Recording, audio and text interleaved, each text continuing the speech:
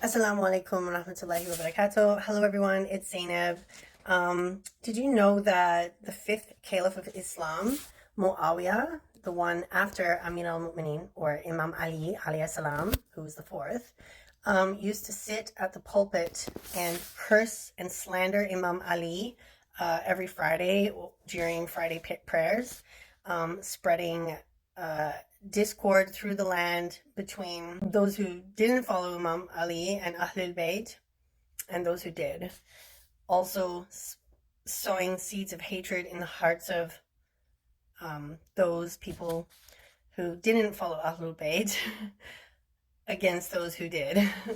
The followers of Ahlul Bayt and those who didn't follow Ahlul Bayt, the split between those two groups of people happened, of course, way before Muawiyah was Caliph, of course.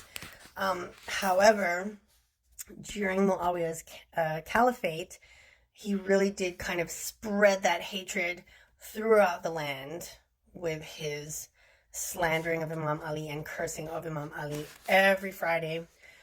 So I'm just going to read to you a sermon from Nahjul Balagha, which is, of course, a book that was compiled of all the sermons, or many of the sermons that were delivered by Amir al-Mu'mineen alayhi salam, or Imam Ali alayhi salam, during his caliphate. So sermon number 56, I'm just going to read it to you right now. It's really short, and then there's a little bit of commentary afterwards. Bismillahirrahmanirrahim. Soon after me, a man will be placed over you with a wide mouth and a big belly. He will swallow whatever he gets and crave what he does not get. You should kill him, but I know that you will not. He will command you to abuse me and to renounce me. As for abusing me, you will do it because it will mean purification for me and worldly safety for you.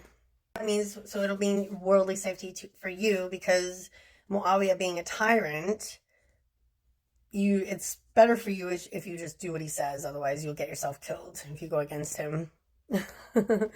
You're safe as long as you do what he tells you to do. As regarding renunciation, you should not renounce me because I have been born on the natural religion of Islam and was foremost in accepting it, as well as in participating in the hijrah, which means the migrating from Mecca to Medina. Yes. So Imam Ali was, of course, the first person to ever accept Islam after it came down. Okay, so the commentary. About the person to whom Amir al-Mu'mineen alayhi salam alludes in this sermon, most commentators have held him to be Muawiyah ibn Abu Sufyan, and that is correct because the features which Amir al-Mu'mineen alayhi salam have described truly apply only to him. It was written about the gluttonous habit of Muawiyah, saying that once the Prophet ﷺ sent for him, and he was informed that Muawiyah was busy eating. Then the second and third time a man was sent to call him, but the attempts brought the same reports. As in, Prophet Muhammad wanted to speak to him, so he went to his house, knocked on his door. I read the hadith from this, but I can't cite it to you right now. I'm sorry. I remember reading it. Knocked on his door. I need to speak to you. And he was told by whoever, one of Muawiyah's slaves maybe, he's eating. He said, he told me to tell you he's eating. Second time, same thing. Third time, same thing. Thereupon the Prophet ﷺ said, may Allah never satisfy his belly. The effect of this curse was that whenever Muawiyah felt tired of eating, he would pronounce words abusing Imam Ali alayhi salam and say, take the food away, for by Allah I am not satisfied but tired and disgusted.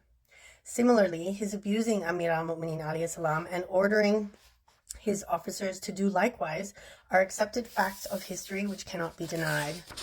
In this regard, such words were used on the pulpit that even Allah and the Prophet ﷺ were offended by them. Thus, al-Mu'mineen Salama wrote to Muawiyah, certainly you people abuse Allah and the Prophet ﷺ as you hurl abuses on Ali and those who love him, while I do testify that Allah and the Prophet ﷺ did love him. Thanks to Umar ibn Abdul Aziz, who put an end to this foul sunnah of cursing the commander of the faithful, Amir al-Mu'mineen, alayhi salam, introducing the following verse in place of the sunnah of abusing Imam Ali, alayhi salam, in sermons. So this is the verse that he replaced it with. Verily, Allah enjoins justice and benevolence to others by giving to the kindred and forbids lewdness, evil, and rebellion. He exhorts you so that you may take heed. And that is from the Quran, chapter 16, ayah number 90. In this sermon that I just read you at the beginning, Amir al-Mu'mineen alayhi salam has ordered his killing, Muawiyah's killing, on the basis of the Prophet's order that when you, O Muslims, see Muawiyah on my pulpit, you must kill him. Now, there were many chains of narrators to that hadith. I would imagine that the Prophet ﷺ said it because he knew that not doing so would cause a major rift between the two groups of Muslims that would last millennia. Evidently, 1400 years later, there's still a huge rift between the followers of Ahlul Bayt and those who don't. So, just goes to show. Not only that, but Muawiyah, and there's evidence of this. I don't have it in front of me right now, but if you just do a little Google search, you can find it. Muawiyah not just slandered and cursed Imam Ali himself from the pulpit, but he employed, as in paid, other people to do it as well. That's how he spread hatred towards Imam Ali far and wide throughout the land during his caliphate. Muawiyah's caliphate, and then nominated his son to take over the caliphate after him. His son's name was Yazid, and Yazid, the son of Muawiyah, Yazid is the sixth caliph, was the one who ended up murdering Imam Hussein and 72 of his family members and companions at Karbala.